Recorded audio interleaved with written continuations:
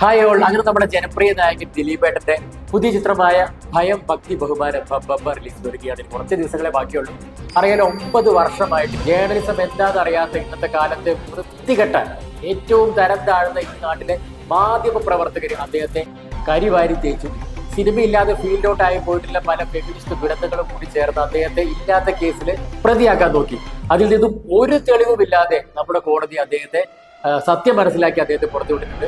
അദ്ദേഹത്തിന്റെ നിരപരാധിത്വത്തിന് ശേഷം വരുന്ന ഒരു സിനിമയാണ് ഭയം ഭക്തി ബഹുമാനം. ചിത്രത്തെക്കുറിച്ച് അണിയറ പ്രവർത്തകർ പുറത്തുവിട്ടിരിക്കുന്നത് യാതൊരു ലോജിക്കും ഇല്ലാത്ത ഒരു മാസ് എന്റർടൈനർ സാധനമാണ്. നമ്മുടെ പഴയ സിനിമയിലൊക്കെ നായകൻ വീട് പോകുമ്പോൾ രക്ഷകനായിട്ട് ബാബുവിനോട് വരുന്ന ഒരു സമയമുണ്ട്. അതുപോലെ പണത്തിനകത്ത് ഈ അനിയനെ രക്ഷിക്കാൻ ഒരേറ്റം വരുന്നുണ്ട്. മക്കളെ, ആന കരിമ്പത്തോടത്ത് കയറിയ അവസ്ഥയായിരിക്കും ബോക്സ് ഓഫീസിന് പിന്നെ സംഭവിക്കാൻ പോകുന്നത്.